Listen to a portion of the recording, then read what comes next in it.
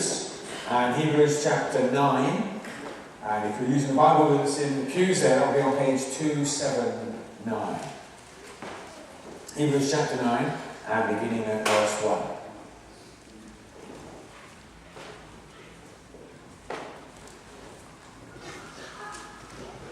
The first covenant had rules for worship, an earthly place for worship as well. A tent was put up, the outer one, which was called the holy place. In it were the lampstand and the table with the bread offered to God. Behind the second curtain was the tent called the most holy place. In that were the golden altar for the burning of incense, and a covenant box all covered with gold, and containing the gold jar with the manna in it, Aaron's stick that had sprouted leaves, and the 2 stone tablets with the commandments written on them. Above the box were the winged creatures representing God's presence, with their wings spread over the place where sins were forgiven. Now is not the time to explain everything in detail. This is how these things have been arranged. The priests go into the outer tent every day to perform their duties. But only the high priest goes into the inner tent. And he does so only once a year. He takes with him blood which he offers to God on behalf of himself and for the sins which the people have committed without knowing their sin.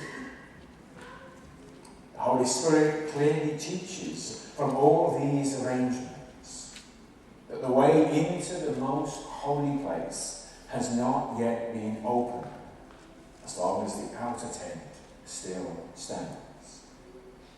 This is an illustration which points to the present time. Means that the offerings and the animal sacrifices presented to God cannot make the worshipper's heart perfect, since they have to do only with food, drink, and various purification ceremonies. These are all outward rules, which apply only until the time when God will establish the new order. Christ has already come as the high priest of the good things that are already here. The tent in which he serves is greater and more perfect. It's not a tent made by human hands. That is, it is not a part of this created world. And Christ went through the tent and entered once and for all into the most holy place. He did not take the blood of goats and bulls to offer as a sacrifice.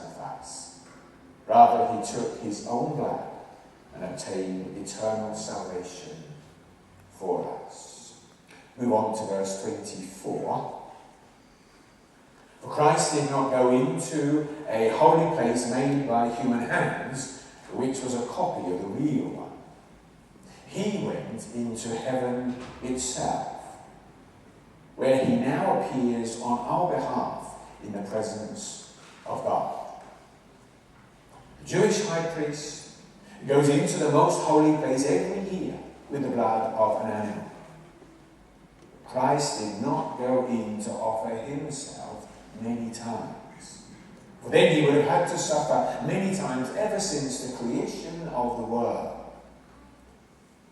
Instead now, when all ages of time are nearing the end, he has appeared once and for all to remove sin through the sacrifice of himself.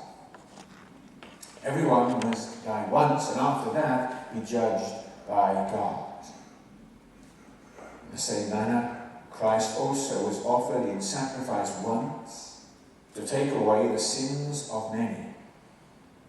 He will appear a second time, not to deal with sin, but to save those who are waiting for him. We thank God for his word. You may love it or you may hate it, but something is always happening. Excited children and exhausted parents, or sometimes the other way around, exhausted children and excited parents. Sometimes there are tears, sometimes there's smiling and laughter. Sometimes it's waving goodbye, sometimes it's welcoming family and friends again. Whether you love it or you hate it, there's something about an airport where something is always happening. Something's always going on.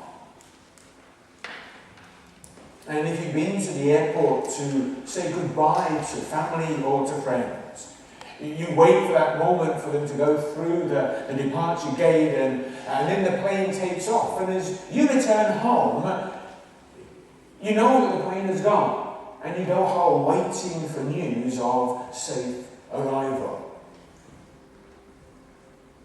I wonder what was going through the disciples' minds as they returned back to the city, having seen Jesus ascend from the earth, disappear through the clouds. Jesus had told them that he was going to leave them. But I don't know if they imagined it quite in that way. He said he was going to return to the Father. He told them that was good news. I don't know if they imagined it quite in the way that they had just seen it happen. The Scripture tells us that this event that sometimes we miss between Easter and Pentecost is really important. It's good news. In fact, it is exceedingly good news for us. And hence the verses from Hebrews chapter 9, especially those verses at the end of the chapter. At the end of the chapter, in verse 24, we read that he entered into heaven itself. That's what happened at the ascension. That's what many Christians around the world will recall and remember and give thanks to God for on Thursday this week. In his physical, glorified resurrection body, our Lord Jesus left this planet Earth and ascended into heaven. And so the Scriptures tell us that there is now already a man in heaven. There wasn't before that moment. The Lord was there. Angels were there. Other creatures that are described in the book of Revelation that I'm not sure exactly who or what they are, they were there. But now, because Jesus came into this world, took our human flesh, forever became a human person, bringing deity and humanity together in one, because he has now ascended back to heaven, there is now a man in heaven. And the good news of that is it tells us that that for sure means that we can go there also. And so the ascension is exceedingly good news. He entered into heaven itself. And the book of Hebrews has already pointed us in that direction earlier on. In chapter 1 verse 3, it says that after he had made that perfect sacrifice for our sins, he sat down at the right hand of the Majesty on high. So it wasn't that he sat down somewhere here on earth, because he took his seat in heaven. And then in chapter 4 of this book, where we have reference to him as the one who understands, sympathizes with us, knows how we feel in so many situations of joy and of sadness. He has gone through the heavens. Jesus, the Son of God. And therefore we are invited, at least at this point spiritually, to go through the heavens, because we're invited to come to his throne. Because it's a throne of grace. It's a throne of mercy. It's a throne where we may receive from him the help, the strength, the comfort, the encouragement that we need in all of the struggles of life today. Because he knows, he understands, and he feels for us, and he has the wherewithal to help and to bless us. And so now in chapter 9 we have these words themselves, that he has gone into heaven itself. And here now, at that point, towards the end of chapter 9, our writer makes a very clear distinction between our Lord Jesus Christ and all the high priests of Israel.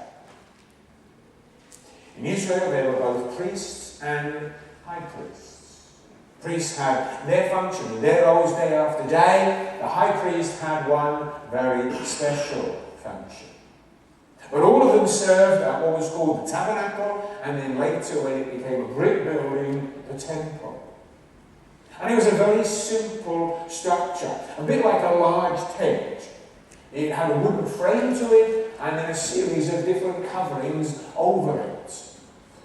And as you went through the first curtain, the entrance, you would go into what was called the holy place. Holy because it had been marked out for a special purpose. And there in that holy place, as we read, there was a table with bread upon it, reminding the people that the Lord was always their provider. And that bread was changed every week. So it was always new and fresh. On the other side of this first section of the tabernacle was a lamp with 7 lamps upon it. The task of the priest was to make sure there was always oil there so that the lamp was always kept burning. Because the Lord was their light and their salvation. And He never fails. And therefore it was essential that the light never failed in the lamp. But as you went into that holy place, it was like there was then another curtain in front of you. So that the actual tabernacle, just a simple oblong tent building, was separated into 2 sections. And that section that was behind the curtain was then called the most holy place. First section, the holy place, but behind that middle curtain, the most holy place. Because there, behind that curtain, where they kept what the Authorized Version calls the Ark of the Covenant, or perhaps more helpfully, just simply the covenant box, because that's what it was. An oblong box made of wood, covered with gold. 2 angels at each end of the box, looking down through the lid, as it were. Because underneath the lid of the box, as we read, were the 2 stone tablets with the commandments on. And it's like the angels, as they're looking down, they read those 10 commandments. And they, like we, know that we have failed to keep them. And that's why, once a year, the Day of Atonement, the high priest, but only the high priest, would go through that curtain, or behind that curtain, and sprinkle blood on the top of the covenant box. And so that top, that lid, was often referred to as the mercy seat. Because there we find mercy. We come before the holy God, King of the universe, whose laws we have broken. And yet we find mercy. The mercy of forgiveness. Because blood is sprinkled on the mercy seat. But then our writer, but the first time you read it, you might begin to think he's almost gone and shot himself in the foot, as we say. Because he says, Jesus didn't do that. So you think, well, hang on a second, all of the rest of the first 8 chapters you've been telling us how great and how brilliant and how wonderful and how marvellous Jesus is. And now, he doesn't even do what the high priest does. That doesn't sound greatly helpful. And then he goes on and he says, actually, Jesus has done something far greater and far more wonderful than what the high priest has done. Because in verse 11 and in verse 24, he says more or less the same thing. He didn't go through a curtain on earth. He went into heaven. He doesn't serve at a man-made sanctuary, but he serves in heaven itself. And so the great news, the exceedingly good news of the ascension is that Jesus has entered into heaven now to appear in God's presence for us. And that word to appear can mean to simply to present ourselves. If we haven't been that good, we might get a call to go and stand outside in the headmaster or headmistress study. And then we have to present ourselves and explain ourselves. You have an example in the book of Esther, where the king demands that his wife come and present herself before him. And in years before, we would use the same word, where men and women present themselves before the king or the queen in order to receive instruction for service or for battle. And what our writer is saying to us is that in the ascension, Jesus has not simply gone into heaven, which is good, but he has gone into heaven to present himself before the face of God. None of our translations bring out that. They say into the presence of God, which is great and is true, but it's even better than that. You know, I can see all of your faces because of where I'm standing. Because of where many of you are standing, you maybe only see a few faces. But we are all together in the presence of one another. Doesn't mean we always see each other's face. But what a difference it makes when we do see each other's face. That sense of fellowship, that relationship, that communication is quite different. So what the book is saying to us is, not only has he entered heaven itself, not only does he appear there before God, but he appears before the face of God. Even though the Bible says to us that no one can see God, not with these physical eyes. We don't imagine God as having a physical body as we do. And yet what the writer is trying to say is that Jesus is that close to the Father. He is that close to the majesty on high. Now, that on its own would be good news. But it is even better news because of those two little words, for us. He has entered heaven itself. Now to appear or to present himself before the face of God for us. Can you see why the ascension is such exceedingly good news? Can you see why it is so important? You know, as a teenager, I really struggled with it because I could cope with Jesus being born. I could cope with the miracle of the virgin birth. I could understand his suffering and death upon a cross. I could believe in his resurrection from the tomb, but the ascension was difficult to cope with. Not least because most of the other kids in the class just thought it was crazy. I'm still no closer to working out the actual physicality of how it happened. But I'm confident that it has. I'm confident in proclaiming that it has. Because it is such good news. He came into this world. He gave his life for us. He rose again. And then he has returned into heaven itself. To stand before the face of God for us. For me. For you. And the value of that is that the priest had two functions. We've already sort of hinted at them.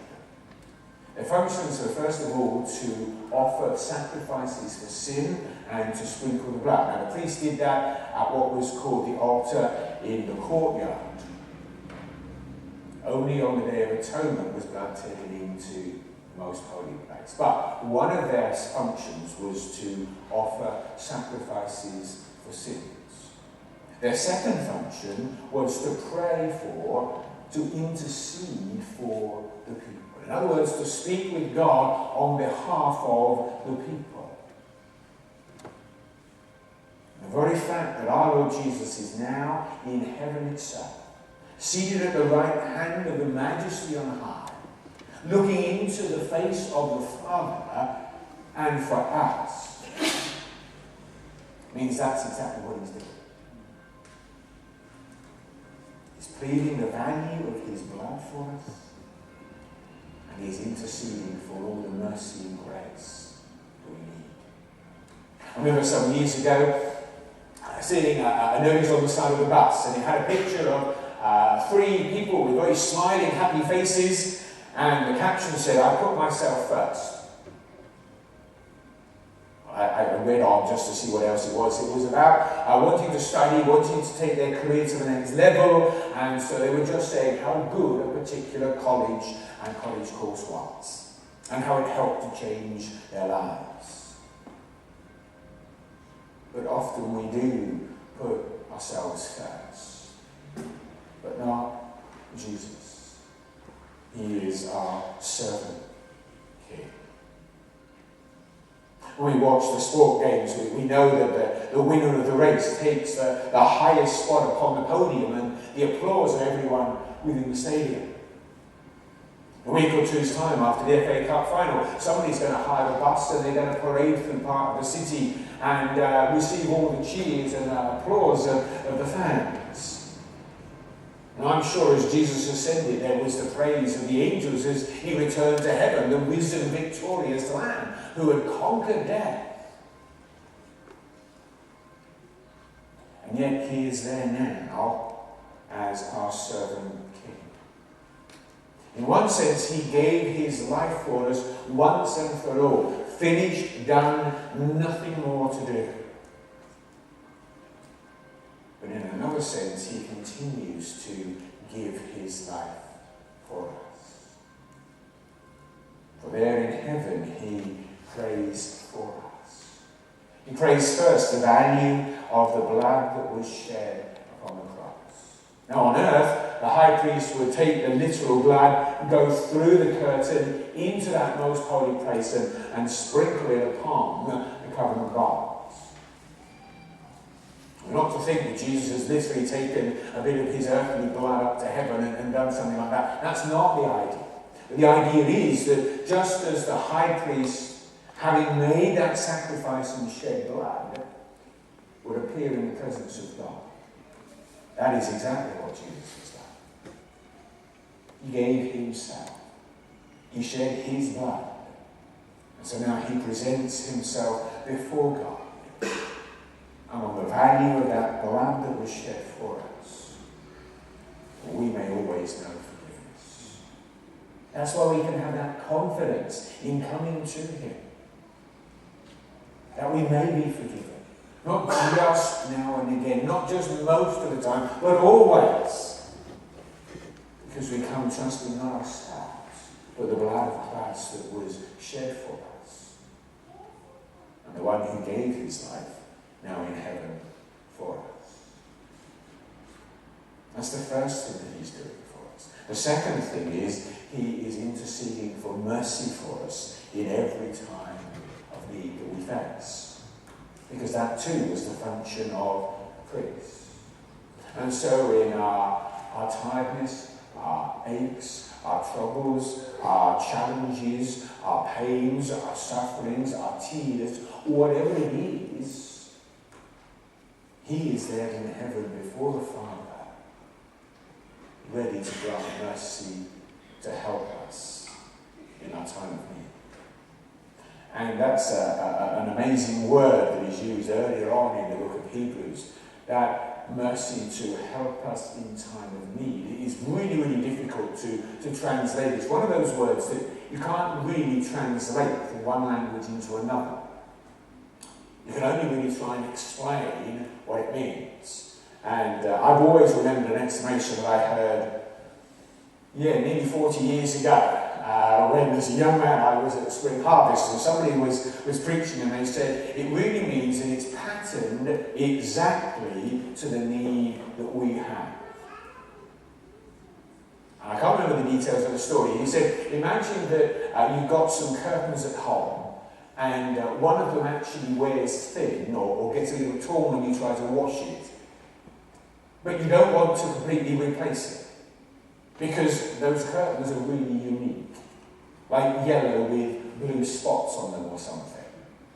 Yeah? So you don't want something different, you want to keep it because it's just special to you. So you go to one shop and you've got a piece from the torn curtain, you say, do you have any curtains like these, yellow with blue spots?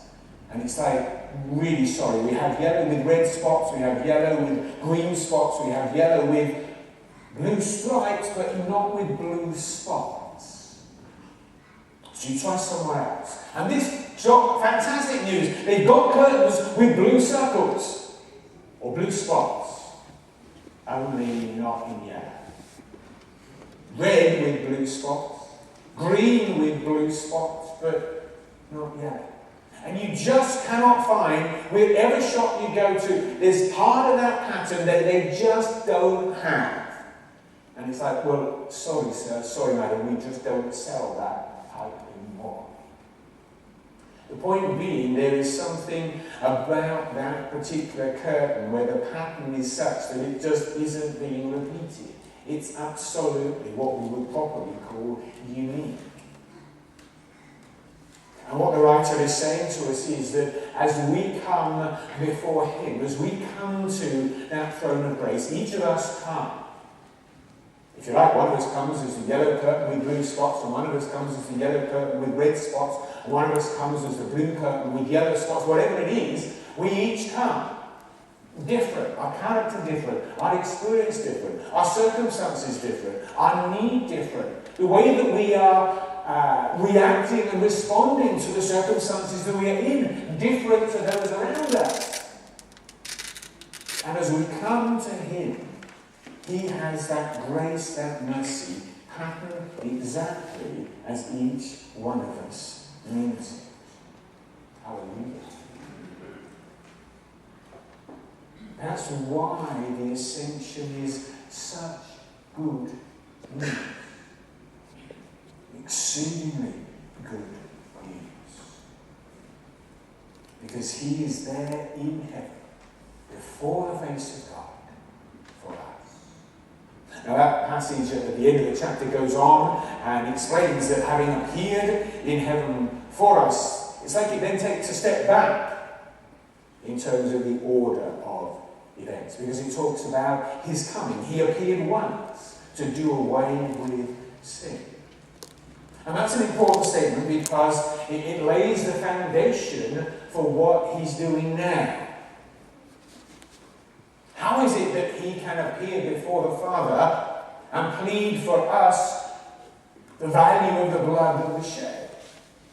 Because he was the one who gave his life for us. How is it that he can continue to offer himself for us before the Father and pray for us in our time of need? Because he came once into this world and lived here, and he knows and he understands what it's all about. And so again, chapter 9, as throughout the rest of the book of Hebrews, emphasizes just the perfection of that sacrifice that he made. The priests offer sacrifices every day. The high priest goes into that most holy place once a year. But every year, showing us that actually that's not perfect, that's not complete, that is not good enough. What is good enough is the sacrifice that Christ did once and for all. He appeared once to do away with sin by the sacrifice of himself. And that's the foundation upon which his continuing ministry today is based. The final statement of chapter 9 was that he will appear a second time. He came once to do away with sin, and we are looking forward to the fact that he will appear a second time in order to bring salvation. You know, there are different ways to say goodbye. In English we just say goodbye, which is like, off you go then, thought of. In France, you say au revoir, or in German auf Wiedersehen, both of which mean until the point that we see one another again. In Tamil it's different. You say poituanga, which actually means go and come. Not just goodbye and off you go then, but go and come. In a sense, we're sad to see you need to go. We understand you need to go, but actually we look for that point when you will come again. And we will welcome you. And if this letter is saying to us that we are looking for that moment when Jesus comes a second time in order to bring salvation. What it means is in order to complete salvation. In one way we have been saved, and nothing can change or alter that. Titus says that he has saved us. Not because of what we've done, but because of his own grace. He has saved us, and nothing and no one can change that. There are other parts of the New Testament that say he is saving us. There is a process going on. But through the power of the Spirit of God living within us, the more that we learn to keep in step with the Spirit, the more we overcome the temptation to sin. And the more we are being set free, the more we are being saved from that power of sin. The New Testament also looks forward to that coming of Jesus again, because at that point, salvation will be complete. 1 Corinthians talks about what is corruptible being clothed with something that is incorruptible. Talks of what is mortal and going to die as putting on immortality and eternity. It takes us back to those words we were looking at the other week in Romans 8, that we have the Spirit of God within us, and therefore we are now waiting eagerly. We have something that we are looking forward to, along with all of creation.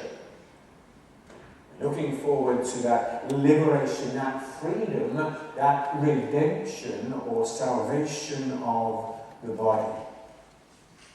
Because with that hope, we have been saved and are being saved and will be. So while there is much within that passage to give thanks for, his coming and that perfect sacrifice for our sins, he is coming again to complete our salvation, our redemption. This morning we focus on the first words of that passage, which is that in the meantime, between that coming and coming again, he is there, in heaven itself, before the face of God, for us, for our benefit, for our good, day by day. That's why the ascension is exceedingly